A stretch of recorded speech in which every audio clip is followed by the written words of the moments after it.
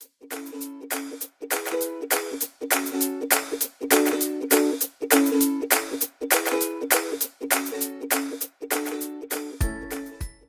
pessoal, tudo bem? Voltamos para falar mais um pouco sobre o processo civil. Hoje eu vou responder a pergunta que foi feita inicialmente no vídeo sobre a possibilidade ou não da parte interpor o recurso de agravo de instrumento de decisão interlocutória que tenha indeferido uma prova ali eventualmente solicitada, né? Então eu vou responder para vocês o seguinte, pessoal: em princípio, não cabe o recurso de agravo de instrumento de decisão judicial que indefere prova. Eu vou daqui a pouquinho melhorar esse em princípio, mas essa é a resposta que a gente vai partir para desenvolver o nosso raciocínio. Não há possibilidade de agravo de decisão interlocutória que indefira uma eventual prova solicitada pela parte. Por quê, gente? Primeiro ponto. Esta situação não está contemplada no artigo 1015, não está contemplada pela legislação como uma decisão interlocutória agravável. Portanto, não caberia o agravo de instrumento nesse contexto, né? Aí você pode perguntar, mas o STJ interpretou o artigo 1015, estabeleceu que pode haver o agravo em outras hipóteses não estabelecidas pelo legislador. Fato, isso é verdade, né? Pode em situações de urgência, em situações em que a parte precise questionar aquela decisão no momento em que ela foi proferida, porque ela vai ser inútil a sua discussão em período futuro, né? Nos termos da decisão prolatada pelo STJ, pela modalidade repetitiva, enfim, isso é fato. Não obstante, gente, decisão judicial de indeferimento de prova nunca foi hipótese considerada pelo nosso sistema agravável por instrumento. Por que eu estou falando isso? Porque na vigência do CPC passado, nós tínhamos dois agravos, né, que seriam aptos a impugnar uma decisão interlocutória ali. Quais seriam esses agravos? O de instrumento e o agravo retido. E então, nesse caso, quando a gente tinha decisão interlocutória prolatada pelo juiz indeferindo uma prova, não era o agravo de instrumento que a gente se utilizava na ocasião, era o retido. A lei, em situações bem menores e diferentes da atual, ela dava uma selecionada naquilo que a parte poderia agravar por instrumento. O restante ela deveria agravar retido. Inclusive, a regra do sistema, nesse momento, nessa ocasião, do sistema vigente, era o questionamento das interlocutórias pelo agravo retido. Excepcionalmente, a parte poderia interpor o agravo de instrumento. Então, essa decisão, gente, ela nunca foi considerada pelo nosso sistema como uma decisão agravável por instrumento. A parte deveria agravar retido dela. Então, como é que funcionava o agravo retido?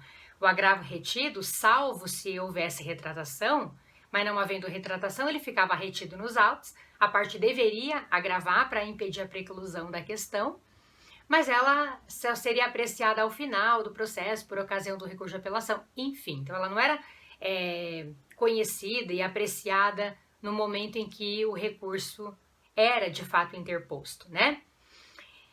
Portanto, gente, essa mesma ideia do passado, ela vale para a gente. Esta situação de o juiz indeferir uma prova, em princípio, já vou melhorar, não está no artigo 1015 e não faz parte da decisão do STJ, envolvendo questões urgentes, questões que impedem, que traduzem ali a situação de inutilidade de questionamento futuro, enfim. Isso está fora das possibilidades, das decisões na realidade que podem ser prolatadas e que podem eventualmente comportar o recurso de agravo de instrumento, tudo bem? Só para a gente poder caminhar para o fim, gente.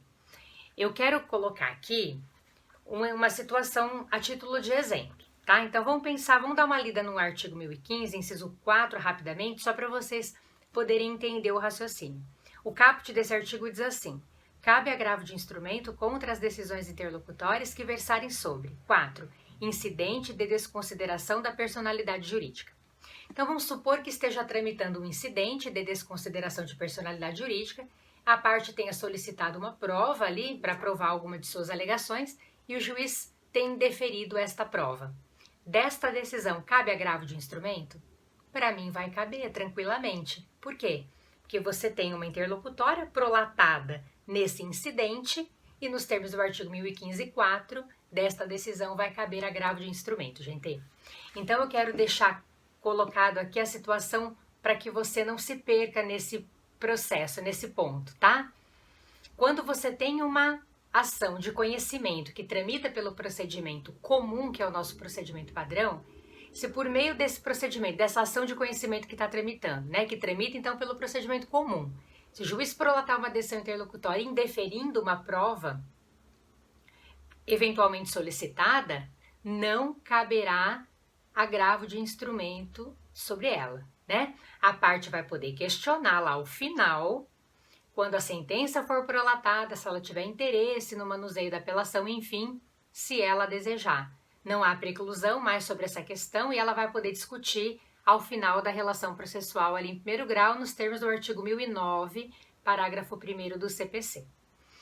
Então, gente, a regra é, por isso que eu falei em princípio no início do vídeo, se a ação for cognitiva e tramitar pelo comum, decisão interlocutória prolatada que indefere prova, não cabe agravo de instrumento. Se você tem um indeferimento de prova, por exemplo, prolatado numa situação que a lei lá no 1015 prevê a possibilidade do agravo, né? Nesse contexto, o agravo de instrumento vai caber agravo de instrumento no exemplo que a gente deu aqui do artigo 1015, inciso 4 do CPC. Então, lembrar que, inclusive, a prova da ordem já pediu uma questão nesse sentido, de haver uma ação de conhecimento tramitando pelo procedimento comum. O examinador foi bem cuidadoso e, na ocasião, ele falou que a ação tramitava pelo comum, havia ali uma prova, havia um autor e um réu, o réu pedindo uma prova pericial, que foi indeferida, e aí a questão envolvia mais ou menos esses questionamentos. Tudo bem, pessoal? Espero que não tenha ficado muito confuso, esse é um assunto bem interessante, tá bom? Por hoje era só, agradeço a companhia de vocês, um beijo e até semana que vem.